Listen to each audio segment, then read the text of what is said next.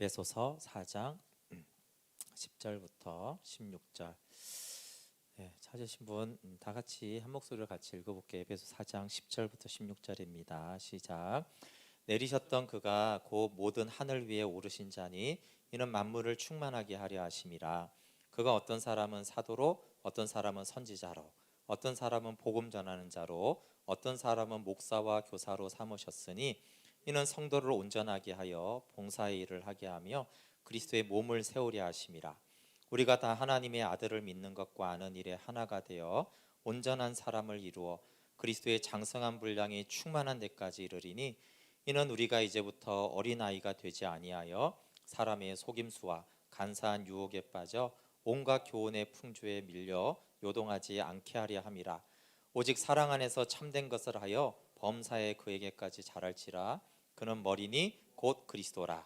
그에게서 온 몸이 각 마디를 통하여 도움을 받음으로 연결되고 결합되어 각 지체의 분량대로 역사하여 그 몸을 자라게 하며 사랑 안에서 스스로 세우느니라.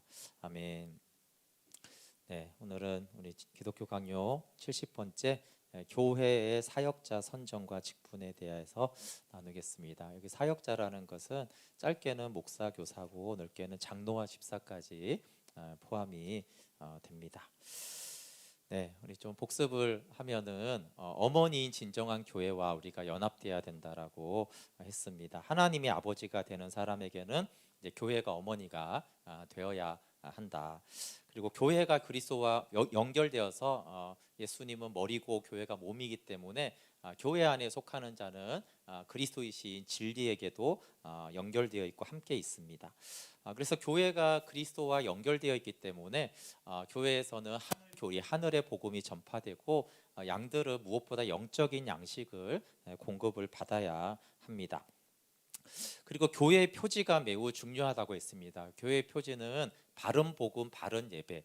바른 예배를 이제 칼빈은 바른 성례라고 했어요. 성례는 주의 만찬과 성만찬과 이제 세례를 말하는데, 근데 이제 성만찬은 예배를 넓게는 의미합니다. 그래서 교회의 바른 표지는 바른 복음과 바른 예배라고 했어요. 그러니까 이 두 가지가 바로 설 때 교회는 진리의 기둥과 터가 됩니다. 그래서 이 표지에 우리가 유의하고 이 표지를 중심으로 교회가 모이고 이 표지를 더 중심에 놓을 때는 우리가 경솔한 분리를 막을 수가 있고, 교회에는 참 불완전함이 많습니다. 그러나 그 불완전함이 참 많지만 그것이 분열의 이유가 아니고 그때가 용서의 기회와 또 우리 자신이 이제 회개할 수 있는 기회가 됩니다. 그리고 지난번에 이제 바른 교회에 대해서 좀 나누었는데, 카톨릭 로마 교회가 이제 참 교회가 아닌 것은 바른 예배와 바른 교리를 복음을 이제 떠났기 때문이죠. 그래서 대표적으로 루터가 믿음으로 구원받는다. 너무나 오늘날은 당연한 것을 그가 이제 루터가 외치면서 오직 믿음이라는 그 말씀을 외치고 일어난 것은 믿음으로 의롭게 된다는 것 자체가 없었어요. 그러니까 복음이 없었기 때문에 카톨릭 교회는 떠나야 되는 것이고, 예배가 너무나 미신적이고 우상적이고 그렇게 형식적이었기 때문에 교회의 표지가 건전하고 순결하게 유지되는 곳에서는 도덕적 과실이나 병폐가 있더라도 거기에는 교회라는 이름을 가질 수 있다라고 했어요. 물론 건강한 교회가 돼야 되지만 교회의 표지가 중요하다라고 했고, 그리스도를 머리로 모시고 믿음의 일치가 될 때 이것이 연합의 조건이라고 했습니다. 그리고 이제 경건한 사람들은 교회와의 교통을 중요시하되 또 교회에 복종해야 하지만 교회가 부패하고 모독적인 의식으로 타락했을 경우에 그런 교회를 경솔하게 따라가서는 안 된다. 그래서 카톨릭 교회는 오히려 떠나야 한다라고 지난번에 얘기했고요. 바른 복음, 바른 예배가 이런 교회는 어머니로 존중하고 우리가 순종하고 그 교회를 세워나가야 하지만, 거짓 복음과 미신적인 예배는 그런 부패하고 거짓된 교회는 떠나야 한다라고 했고, 하지만 이제 그 교회의 부패도 문제지만 성도들이 부패한 교회론을 가지는 것도 문제라고 그랬어요. 내 욕구를 아까 물론 카톨릭 쪽에서 미신적인 것을 했을 수도 있지만 사실 사람들이 미신적인 걸 원했을 수도 있어요. 그렇잖아요, 그렇죠? 그래서 교회가 기복적인 걸 가르칠 수도 있지만 성도들이 기복적인 걸 원하면은 그래서 이제 열왕기나 이런 데 보면 산당을 왕이 만들어 주기도 하지만 어떻게 보면 또 백성들이 하도 그놈의 산당을 원하니까 우상을 원하니까 그래서 이제 교회 측면에서의 바른 복음과 바른 예배도 필요하지만 성도들이 바른 복음과 바른 예배가 있는 교회론을 가지고 하는 거. 그래서 교회를 세워 나갈 때 방향도 그렇고 교회를 정할 때 방향도 그렇고 그런 것들이 교회의 바른 표지를 가지고 해야 된다라고 그랬어요, 그렇죠?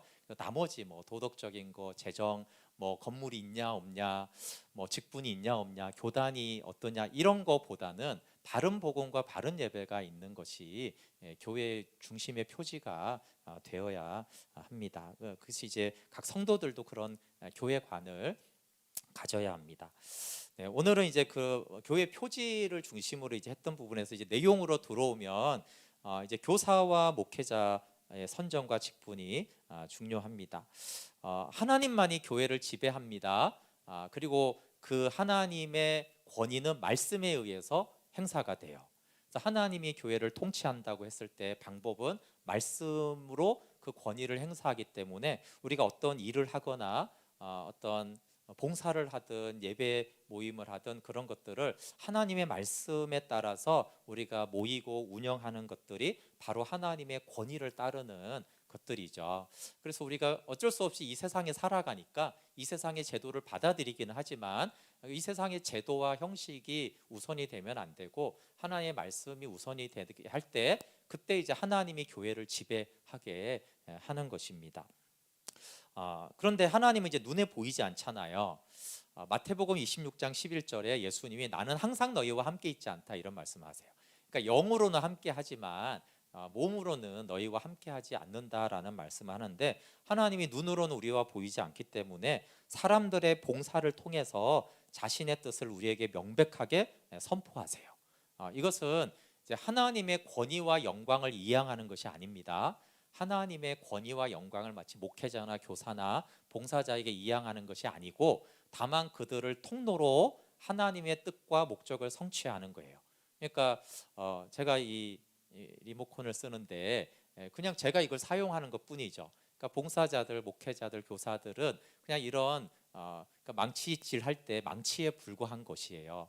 그래서 그렇지만 그 도구를 통해서 하나님의 뜻을 나타낸다는 것은 중요하지만 또 이 도구가 하나님이라거나 그렇게 이제 하는 건 아니죠.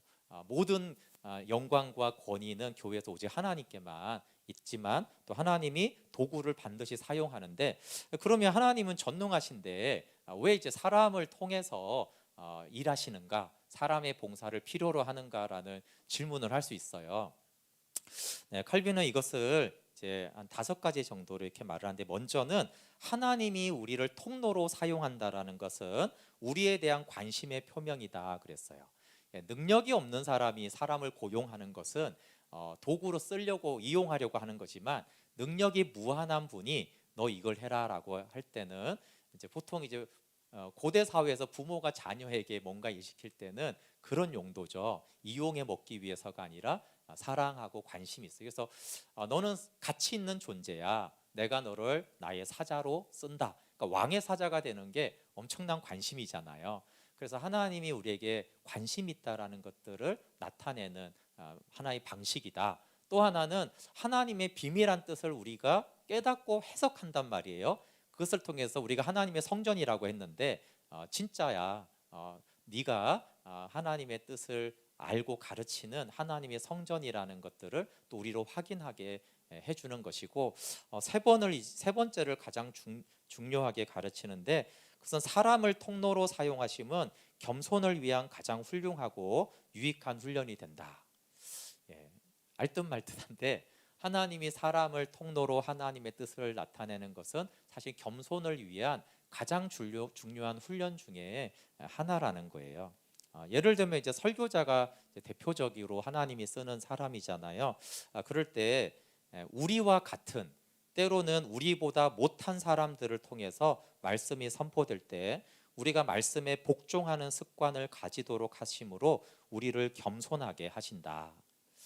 네. 그래서 항상 이제 말씀을 전하는 사람이 네, 또 저 같은 사람이 여러분보다 더 낫지 않을 수 있어요. 심지어 더 못한 사람이 하나님의 말씀을 선포할 때 그게 괴롭잖아요, 그렇죠?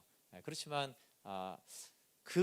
그렇지만 이제 거짓 복음이면 안 되고 그 말씀이 복음이 바르다라면 그 말씀에 복종하는 습관을 가지는 것은 우리를 겸손하게 하는데 그걸 이렇게 설명해요. 왜 그러냐면 만약에 하나님이 설교자를 쓰지 않고 하늘에서 직접 이렇게 말씀한다고 생각해 보세요.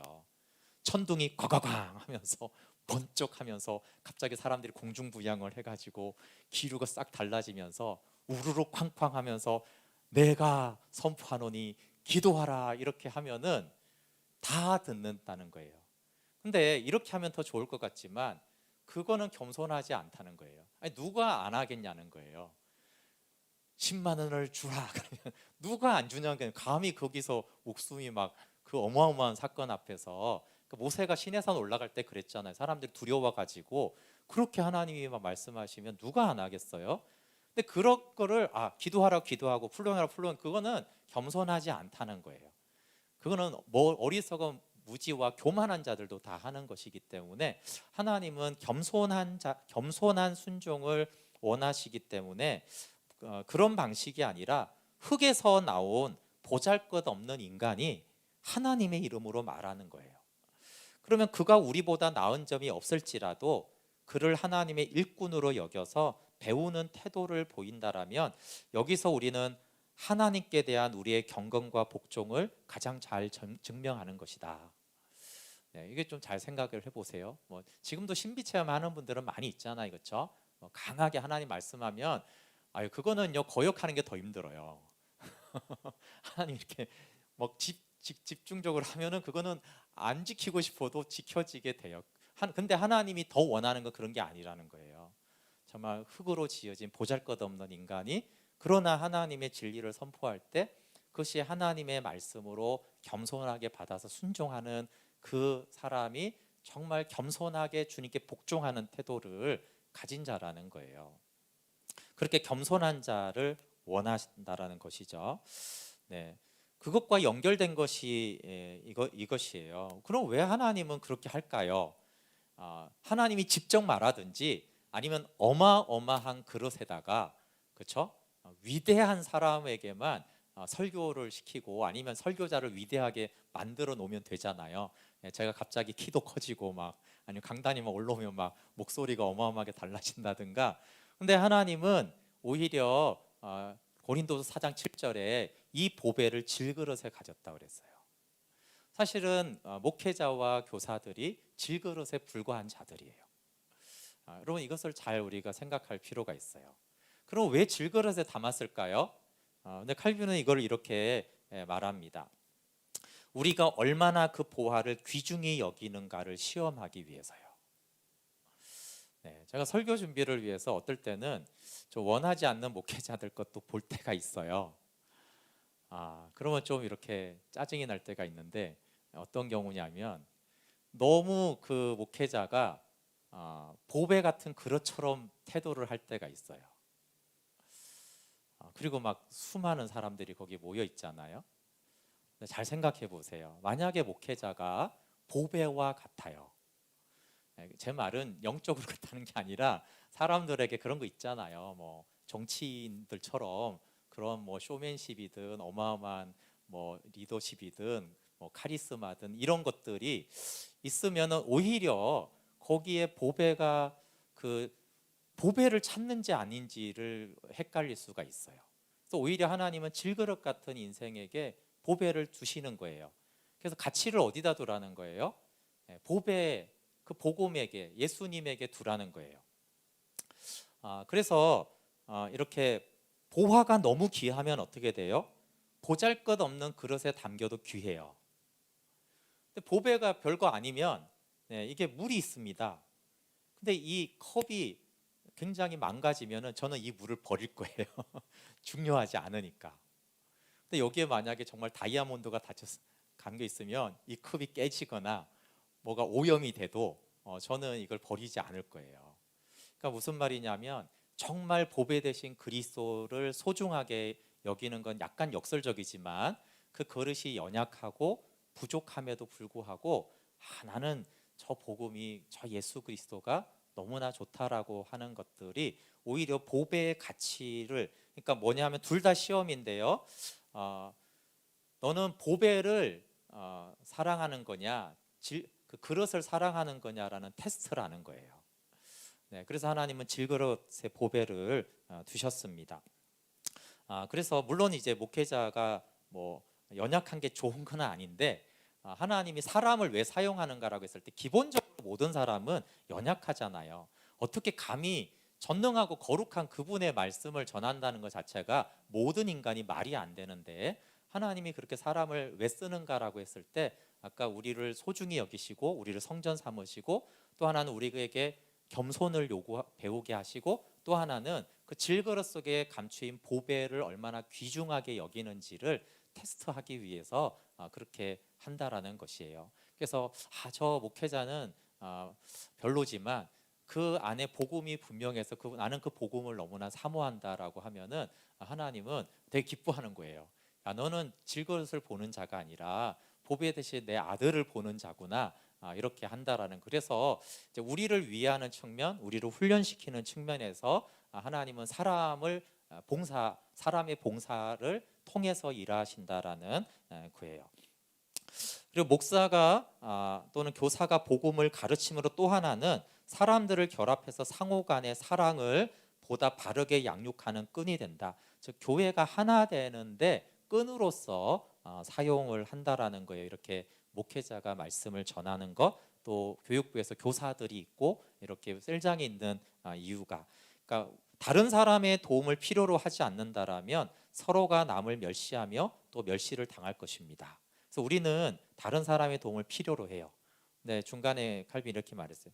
근데 우리는 다른 사람의 도움을 필요로 하지 않을 정도로 교만하다 이렇게 써놨는데, 그렇게 교만하죠. 우리는 다른 사람 도움 필요 없어 이렇게 되게 교만한데, 하나님은 그렇게 하지 않고 우리를 다른 사람의 도움이 필요하도록 만들어 놓으셔서 겸손하라고 했다라는 거예요. 그래서 남을 멸시할 수 없도록 해놨고, 또 멸시 당하지 않도록 그렇게 돕고 도움 받도록 하셨어요. 그래서 하나님은 교회가 하나가 되기를 원하는데, 물론 성령이 하나 되게 하셨지만 또 하나됨으로 쓰는 통로가 뭐냐면 구원과 영생의 복음을 목회자가 이렇게 교사가 가르침으로 인해서 한 복음을 듣잖아요, 그렇죠? 그것이 교회가 하나가 되게 하는데 굉장히 또 중요한 끈의 역할, 성령의 하나됨을 지키라고 하는 그런 매는 끈으로 하나님이 사용하신다라고 했어요. 네, 오늘 본문인데요. 우리 에베소 4장 11절에 보면은 그가 어떤 사람은 사도로, 어떤 사람은 선지자로, 어떤 사람은 복음 전하는 자로, 어떤 사람은 목사와 교사로 삼으셨으니 이는 성도를 온전하게 하여 봉사의 일을 하게 하며 그리스도의 몸을 세우려 하심이라. 네, 지금 이 부분을 이제 설명을 한 거예요. 하나님은 왜 사람들의 봉사를 필요로 하는가라고 했을 때, 하나님은 이렇게 사람들을 세워서 어떻게 해요? 또 전체 성도들이 봉사를 하게 해요. 그러니까 봉사를 하나님은 하게 하는 목적이 아까 말한 그런 목적이에요. 그래서 그리스도의 이제 몸을 세우려 하는 것이죠. 그러면서 이제 봉사를 쭉 말하면서 이제 16절에 그에게서 온 몸이 각 마디를 통하여 도움을 받음으로 연결되고 결합되어 각 지체의 분량대로 역사하여 그 몸을 자라게 하며 사랑 안에서 스스로 세우느니라. 네, 그래서 사실 힘줄이 여러 가지인데, 칼빈은 이 사람들의 봉사가 신자들을 결속해서 한 몸을 이루게 하는 힘줄이다. 그러니까 우리 몸의 힘줄이 뭐냐면 사람들의 봉사다. 그러니까 하나님이 하나 되게 할 수 있지만 하나님은 사람들의 봉사를 통해서 교회의 힘줄 역할을 해서 교회가 하나가 되게 한다라고 했어요. 그래서 봉사하는 모든 봉사직은 사실은 교회를 하나 되게 하는 거고, 근데 특별히 바른 복음과 바른 예배가 되게 하는 것이 이제 교회를 하나 되게 하는 힘줄이다라고 하는 것입니다. 네, 그럼 이제 조금 더 들어가면 이제 교회를 위한 성직, 여기서는 이제 목사와 교사를 말하는 거예요. 네, 기독교 강요는 누구를 위해서 쓰여졌는지 혹시 아세요? 제가 처음에 말한 것 같은데, 네, 신학생들 공부하라고 쓰여졌을까요? 네. 오늘날은 주로 신학생들만 보지만 칼빈은 모든 성도들이 필수적으로 알아야 될 기본 내용이라고 하면서 지금 기독교 강요를 얘기한 거예요. 그러니까 여기 나오는 모든 내용은 모든 성도가 필수적으로 알아야 될 정도의 기본적인 핵심적인 내용이다라고 했어요. 그래서 여러분이 뭐 집사든 직분이 무엇이든 목사가 무엇인지 또 교사는 뭐 하는 사람인지, 사실 칼빈은 이제 오늘날의 교회 교사 개념은 정말 너무나 이렇게 낮춰져 있고, 칼빈은 교사의 역할을 굉장히 정말 중요하게 교회에서 중요하게 생각을 하거든요. 또 장로와 집사의 역할이 무엇인지를 모든 성도가 알아야 된다라고 지금 말하고 있는 것이에요. 그리고 간단한 교회 정치에 대해서도 모든 성도들이 알아야 된다. 왜냐하면 교회를 하나 되게 하게 세우기 위해서 모든 성도들이 알아야 되는 거죠. 네, 하나님은 만물을 충만하게 하시잖아요, 그렇죠? 네, 하나님이 어떻게 만물을 충만하게 하냐 하면은 목회자들에게 은혜를 베푸셔서 그들을 통해서 선물을 교회에 분배하시며 이 제도 안에 성령의 능력을 나타내신다. 네, 그래서 하나님의 은혜로, 이거 제가 말했죠. 목회자가 이제 오래 하면 기술로도 할 수 있는데 정말 그게 아니에요. 처음 하거나 그럴 때 알 수 있어요. 하나님이 이렇게 주세요. 그건 더 잘나서가 아니라 그 자리에 주셨기 때문에 하나님이 은혜를 주시면 그 은혜 때문에 복음을 이제 깨닫고 선포할 수가 있는 거예요. 그렇게 해서 교회에 선물을 나눠 주시고 하늘의 선물을 나눠 주셔서 그 선물을 모든 성도들이 받아서 또 온 세상의 만물을 충만하게 하는 것으로 하나님은 이 온 만물을 충만케 하신다라는 거예요. 그래서 목회자의 이 복음 선포를 통해서 성도들의 갱신이 이루어지고 그리스도의 몸이 세워지고 범사의 머리이신 그리스도에게까지 자라갑니다. 그리고 이런 질서와 교회의 정치를 폐지하거나 불필요한 것이라고 무시하는 것은 교회를 파괴하려고 애쓰는 사람이다. 이거는 이제 맞기도 하고 틀리기도 한데 좀 구분을 하면 지상의 교회를 유지하기 위해서는 사도적 및 목회적 직분이 더욱 필요하다. 근데 이제 칼빈이 생각하는 교회는 조직 교회를 말합니다. 저희 교회 같은 경우는 이미 조직 교회예요. 그러니까 조직이 있어서 조직 교회가 아니라 가정 교회나 소그룹 교회가 아닌 것은 다 조직 교회예요. 그렇기 때문에 저희는 이제 가정 집에서 모이는 뭐 10여 명, 20명 이상을 넘지 않은 그렇지가 않잖아요, 그렇죠? 그러니까 이제 칼빈이 생각하는 교회는 이제 조직 교회이기 때문에 이렇게 말하는. 근데 조직 교회에서 교회 정치 필요 없어, 조직은 필요 없어, 직분은 이런 건 다 아무것도 아니야, 이렇게 하면은 안 된다는 거예요. 근데 사실 그 가능한 건 가정 교회에서는 게 가능합니다. 이제 가정 교회에서 뭐 두세 가정, 세네 가정 이상을 왜냐하면 가정 교회는 더 이상 모이면 또 나누거든요. 그래서 이제 셀 개념으로 이제 사실상 독립된 교회가 되니까 거기서는 정치가 그렇게 교회 정치가 필요하지 않은데 지금은 칼빈은 조직 교회를 대상으로 해서 조직 교회에서는 질서가 너무 중요하고 질서를 위해서 교회 정치가 있는 거예요. 정치를 하려는 게 아니고 복음 선포의 직책은 더욱 특히 중요합니다. 하나님은 복음 전파자가 최고의 존경을 받으며 가장 훌륭한 일로 인정되기를 원하셨습니다. 그래서 이 복음 전파자로 교회 안에서 세운 사람이 목회자와 교사인데 교사로 세움 받은 것은 예언자들처럼 특별한 은혜입니다. 이사야서 52장 7절에 좋은 소식을 가져오며 평화를 공포하는 자의 발이 아름답다고 했고, 마태복음 5장에 세상의 빛과 소금도 이 사도들에게 한 복음을 전하는 데 말한 것이고, 또 누가복음 10장 16절도 사실 복음을 전한 사람들에 대한 말인데, 비할 데 없는 훌륭한 찬사로 너희 말을 듣는 자는 곧 내 말을 듣는 것이요 너희를 저버리는 자는 곧 나를 저버리는 것이다. 네, 그냥 크리스찬을 말하는 게 아닙니다. 크리스찬 뭐 박대할 수 있죠. 그게 아니라 복음을 전할 때 그 복음을 받아들이는 자는 곧 내 말을 듣는 것이고, 복음을 전할 때 그걸 저버리는 것은 나를 저버리는 것이다. 그래서 복음을 전하는 자들을 예수님과 거의 동급인 것처럼 그렇게 예수님께서 찬사를 해주셨어요. 근데 왜 이게 중요하겠어요? 그것은 복음은 성령과 의와 영생을 제공해요. 의와 영생을 제공하는 일이니까 이 일은 너무나 중요하고, 그래서 교회의 표지이기 때문에 교회 안에서 두드러지고 가장 영광스러운 일입니다. 그래서 고린도후서 3장 9절에 정죄의 직분도 영광이 있은즉 의의 직분은 영광이 더욱 넘치리라. 그러니까 정죄의 직분은 뭐예요? 모세가 율법을 전해도 영광을 받았는데 의의 직분, 예수 그리스도의 복음을 전하는 직분은 더욱더 영광이 넘친다라고 했어요. 그래서 하나님은 복음 선포자가 꼭 필요하다는 것을 여러 신뢰를 통해서 공부했습니다. 복음 선포자는 조직교회나 가정교회나 다 필요합니다. 네, 이 조직교회를 또 이제 싫어해서 나가는 사람, 가정교회를 하는 거는 괜찮습니다. 근데 문제는 제가 가끔씩 복음 선포자가 없는데 가정교회를 하는 곳이 있어요. 그러면 안 돼요. 5명이 모여도 그 중에 바른 복음을 전하고 가르칠 수 있는 사람이 반드시 한 사람은 있어야지 교회는 가능해요. 숫자는 중요하지 않고 장소도 중요하지 않지만 바른 복음이 없는 곳은 교회 표지가 없기 때문에 교회가 되지 않아요. 그래서 주님은 복음 선포자가 필요하다는 것을 뭐 크기나 교단과 상관없이 필요하다는 것들을 여러 신뢰를 통해서 알려주셨는데, 예를 들면 고넬료를 봅시다. 고넬료가 기도할 때 천사가 찾아가잖아요, 그렇죠? 고넬료를. 그럼 천사가 복음을 전하면 제일 잘할 거 아니에요. 내용도 그렇고 뭐 전하는 방법도 그렇고, 또 천사가 가르쳐주니 고넬료가 얼마나 잘 받아들이겠어요. 천사가 와서 하는 일은 뭐예요? 천사가 와서 고넬료야, 베드로를 찾아가거라. 그래서 꼭 이렇게 복음을 전하는 사람을 오히려 이렇게 데려다가 전하는 거예요.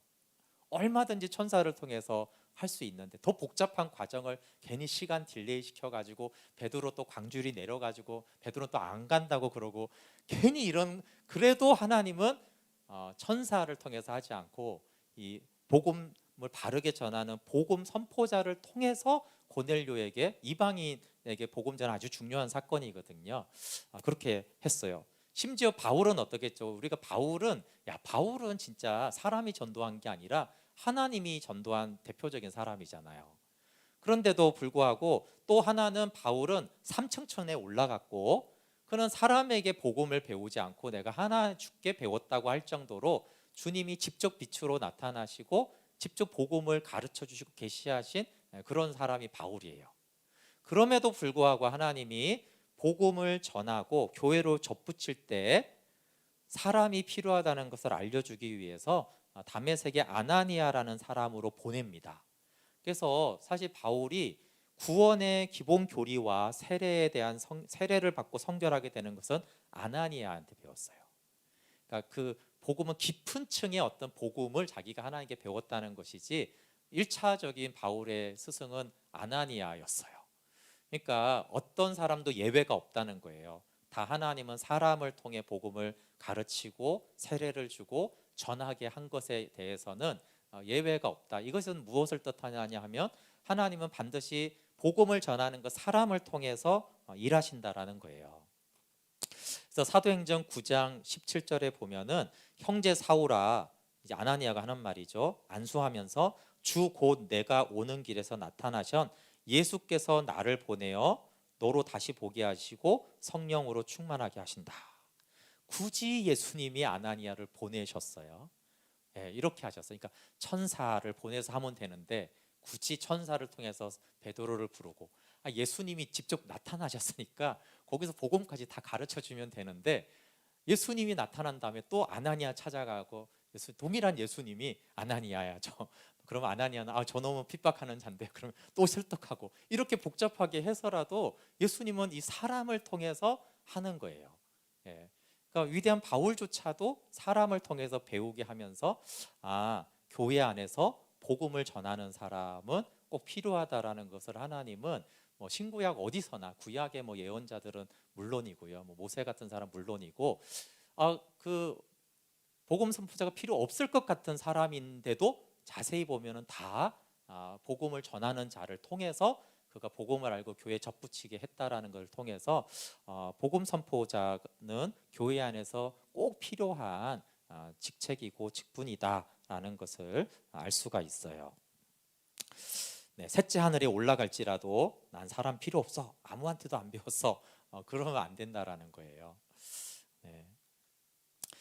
목사와 교사, 목사의 직무와 교사의 차이는 이제 목사는 성경을 해석하고 가르치고 또 제자 훈련을 하고 성례를 집행하고 경고하고 권면하는데, 교사는 성경을 해석하고 가르치고 또 제자 훈련하는 데까지는 합니다.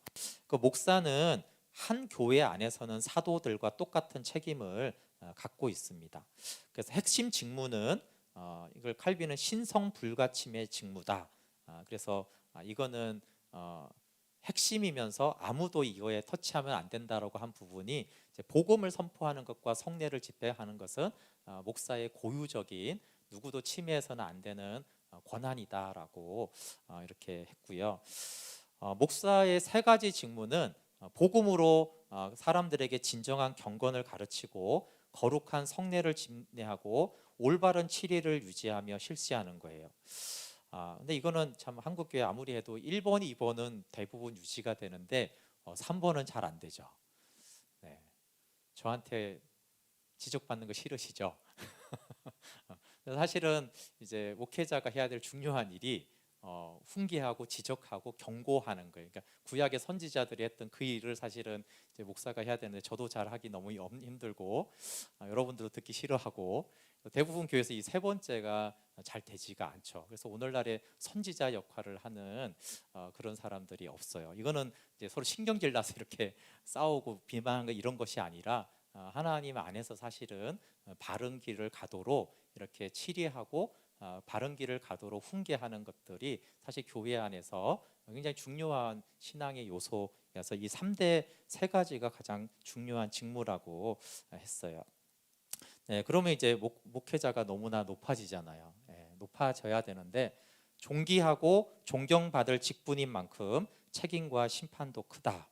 그래서 복음 선포를 태만하게 하여서 어떤 사람이 복음을 알지 못해서 멸망한다면 그 핏값은 내 손에서 찾을 것이다라고 에스겔서 3장에 말한 대로 될 것이고, 바울이 만일 복음을 전하지 아니하면 내게 화가 있을 것이미로다. 나는 직분을 맡았노라, 이렇게 바울이 말했는데, 이것이 이제 목사와 교사에게도, 특히 목사에게 해당이 됩니다.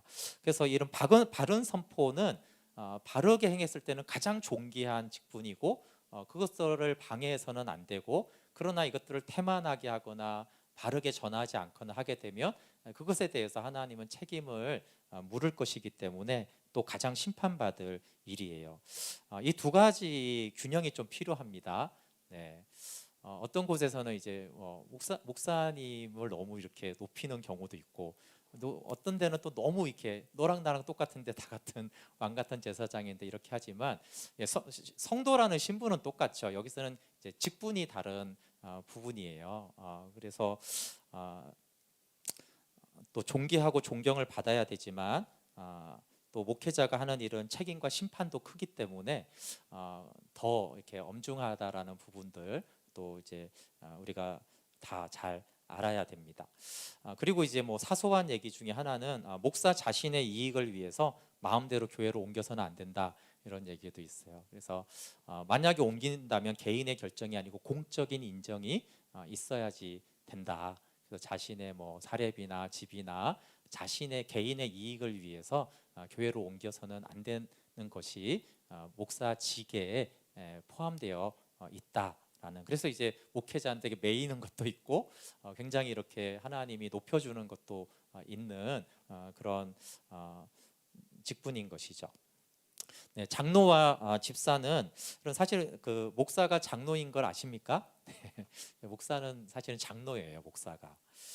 장로는 이제 말씀을 전하는 직분과 도덕적인 권징을 시행하는 두 가지 직분을 다 해요. 근데 이 두 가지를 다 하는 사람을 오늘날 목사라고 그러고, 이제 도덕적인 권징을 시행해서 성도들을 바르게 신앙생활하도록 하는 요 한 가지만 하는 사람을 오늘날에는 장로라고 그래요. 그래서 왜 노예 장로와 목사가 모였냐면, 목사와 장로가 넓은 의미에서의 다 장로예요. 근데 이제 구분이 되죠. 두 가지 다 아는 사람을 의미해서 목사라고 부르고, 그 중에서 도덕적으로 이제 성도들이 잘못했을 때, 문제가 생겼을 때 그걸 가서 화해하기도 하고 교훈하기도 하는 일을 하는 것들이 이제 장로 직분인 것입니다. 그래서 장로 직분도 중요해. 장로 직분이 사인하는 게 결제하는 게 직분이 아니라 사실은 바른 생활을 하고 교회를 질서 있고 화목하게 하도록 이렇게 다스리는 그런 일을 하는 것이 장로님이 하는 일이에요. 그리고 집사는 구제하는 일을 하는데, 여기 구제하는 자는 성실함으로 긍휼을 베푸는 자는 즐거움으로 하라고 로마서 12장 8절에 있는데, 구제하는 자는 관리하는 집사들, 약간 좀 행정을 맡았다라면, 긍휼을 베푸는 자는 직접 몸으로 가서 가난한 사람들을 이렇게 돌보는 집사들이에요. 물론 집사는 섬기는 일이라는 말 뜻이 있기 때문에 더 넓은 의미가 있죠. 그리고 이제 소명에 대해서, 여기 소명은 뭐 장로 집사까지 다 포함해서예요. 소명에는 일정한 절차가 있어야 되는데, 성경은 모든 것을 적당하게 하고 질서대로 하라고 했는데, 여기 질서 있는 교회가 되기 위해서 우리가 하는 것이 이제 교회 정치입니다. 그 목적은 여기 있는 대로예요. 파란 글씨에 말썽을 일으키며 떠드는 사람들이 가르치거나 다스리는 일을 경솔하게 맡지 못하도록, 소명을 받지 않은 사람은 교회의 공적 직분을 맡지 못하도록 특별히 유의해야 한다. 네, 그래서 우리가 이제 뭐 목사든 교사든 장로든 집사든 이를 세우는 기준이 뭐냐면 사실은 소명이에요. 인기 투표가 아니라 심지어는 봉사의 양도 아니고 핵심은 소명을 받았는가라고 하는 것이에요. 그래서 사역자는 합당하게 소명을 받고 그 소명에 응답을 해야 되는데, 즉 명령을 받고 그의 책임을 다 해야 됩니다. 바울이 이렇게 자기가 이렇게 권위를 주장할 때 바울이 내가 바울이야 이렇게 하지 않았고, 나는 소명을 받았고 나는 그 일에 충성했다라는 것을 근거로 권위를 주장했어요. 그러니까 교회에서 권위와 이 발언권이 이제 아주 중요하게 여기는 것은 필요한데, 그것은 소명과 충성됨이라는 두 가지를 행한 사람에게 이런 명예로운 권위가 주어지는데, 칼빈이 이런 소명과 충성됨이 없이도 교회에서 권위를 가지려 한다거나 센 발언권을 막 행사하는 영예를 주장한다라면 그것은 얼마나 파렴치한 짓인가 이렇게 했어요. 그래서 소명을 받은 사람들이 교회의 공적 직분을 맡도록 하기 위해서 중요하고, 소명에는 두 가지 소명이 있어요. 네, 제가 청년부를 할 때 어떤 친구들은 신학교 간다고 하면서 이것도 몰라가지고, 그러니까 내적인 소명을 소명으로 생각하는 경우가 많아요. 근데 소명에는 두 가지가 반드시 있어야 돼요. 그러니까 외적 소명과 내적 소명인데, 외적 소명은 뭐냐면 공동체가 인정하는 거예요.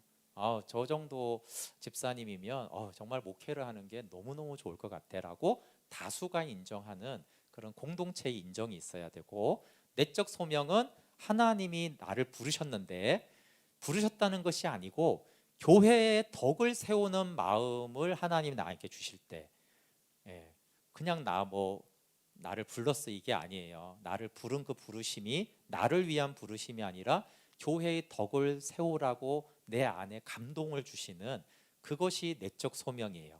그래서 이 두 가지 소명이 같이 있어야지 그 사람이 이제 소명받은 사람이에요. 근데 공동체 사람들은 다 인정하지 않는데, 나는 목회를 하겠어, 나는 교사를 해야겠어 이렇게 이제 하는 경우는 아니라는 거예요. 요즘에는 너무 개인주의가 많아서 내적 소명을 이제 바로 소명으로 생각하는 경우가 많이 있어요. 그러면 이제 누가 어떻게 사역자가 될 수 있는가? 뭐 감독, 집사, 장로가 바른 복음과 바른 믿음 생활이 같습니다. 여기서 이제 사역자는 아까 감독, 목사, 집사, 장로가 사실은 같은 이제 사역자의 개념이고, 근데 이제 누가 사역자를 택할 것인가는 굉장히 당연하지만 오늘날 이렇게 하고 있죠. 네, 하나님이 선택하시고 사람을 통해서 세웠다라고 했어요. 예, 성령이 바울을 선택했고 교회의 안수를 통해 사역자로 임명했습니다. 사도행전 13장 2절 같은 경우에 주를 섬겨 금식할 때 성령이 이르시되 내가 불러 시키는 일을 위하여 바나바와 사울을 따로 세우라. 네, 성령이 택했죠. 근데 어떻게 해요? 교회한테 세우라고 그랬어요. 사람들에게. 그래서 하나님이 사역자를 선택하시고 사람을 통해서 세웁니다. 그러면 이제 뭐 목사도 당연히 그렇고, 근데 모든 직분이 그렇다는 거예요. 하나님이 택하시고 집사님 이것 좀 해주실래요? 라고 봉사직을 맡았을 때 사람을 통해서 그 사람을 뭐 부탁이든 원형셀이든 재직회든 그렇게 이제 사람을 통해서 세우는 두 가지예요. 그러니까 또 근데 하나님이 선택하지 않았으면 사람이 세우면 안 되는 거죠. 그래서 이제 소명을 확인하는 것입니다. 마띠아도 칼빈이 이렇게 막 마띠아를 이제 사람들이 이렇게 추천을 받았잖아요. 근데 왜 두 명을 사도를 후보를 뽑고 제비 뽑기를 했냐면 거꾸로 방식을 한 건데 사람이 선택해서 하나님이 이렇게 이 사람 세웠어 그러면 안 된다는 거예요. 그래서 하나님이 택해야 되잖아요. 그래서 사람들이 12번째 사도를 이렇게 정했지만 두 명을 놓고 하나님이 선택하십시오라고 해서 그러니까 하나님이 선택하시고 사람을 교회를 통해서 세운다는 사람을 통해 세운다는 이 원칙을 위해서 12번째 사도도 이런 방식으로 교회가 했다라는 거예요. 그래서 이런 그 하나님이 선택하시고 그러나 방식은 그 사람들 교회 구성원들을 통해서 이제 세운다라는 그 방식이 모든 봉사와 특히 이제 중요한 직분일수록 그래야 됩니다.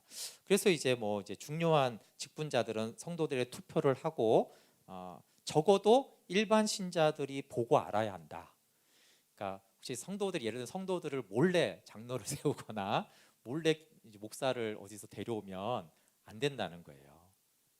투표를 하든 아니면 적어도 다 알리고 과정을 알린 상황에서 왜냐하면 사람을 통해서 세우기 때문에 그런다는 거예요. 그래서 하나님이 택했어 이런 것으로 성도들을 무시하고 그렇게 일방적으로 진행을 하면 이제 안 되는 것이 성경의 원리입니다. 네, 요약을 하면은 직분자 선정과 역할에 여러분 기독교 강요의 모든 내용은 모든 성도들이 알아야 될 기본 내용이라고 그랬어요.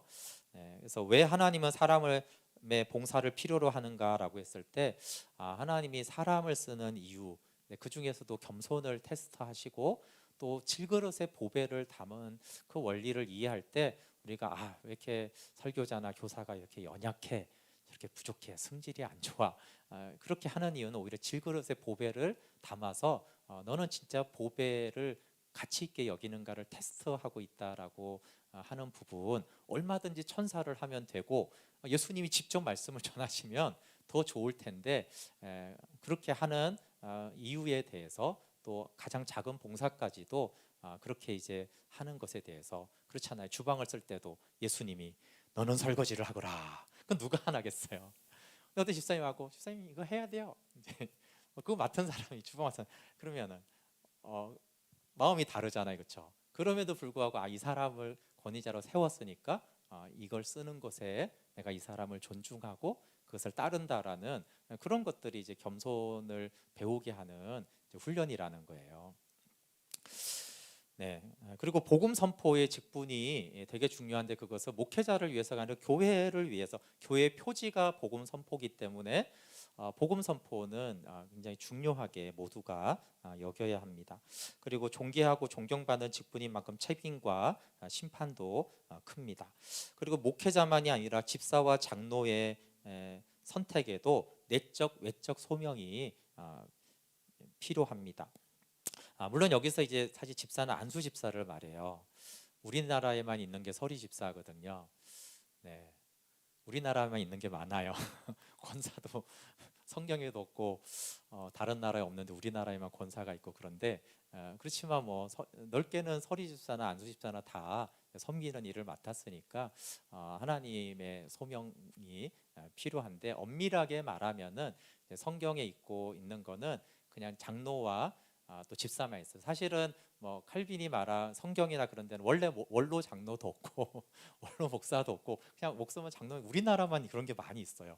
명예 권사 뭐 이런 거 등등 해서 우리나라만 유난히 그런 게 있어가지고 그런 건 사실 칼빈이 설명도 없고 성경에도 설명이 없고 우리나라 유교적인 영향 같아요. 또 이렇게 그게 나쁜 것만은 아니죠. 어른을 좀 더 이렇게 존대하는 어떤 의미도 있기는 한데 그냥 그거는 우리나라에서만 만든 거기 때문에 그러나 넓은 의미에서는 그렇게 우리가 이해하면 되겠습니다. 내적 소명과 외적 소명이 있고 권위와 발언권도 내가 소명과 충성됨에 근거해서 교회를 세워가는 것 마음에 두고 하나님 이렇게 바른 교회 바른 복음 선포 예배부터 그 바른 복음과 또 예배를 세워 나가는 사람들은 또 사람들이잖아요.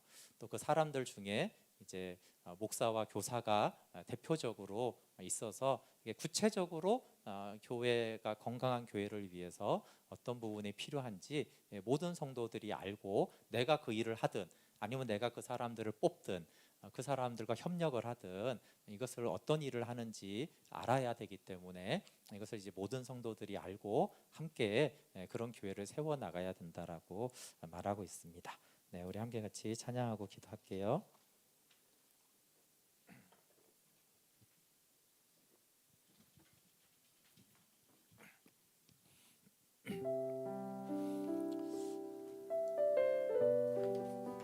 네, 시편 8편 찬양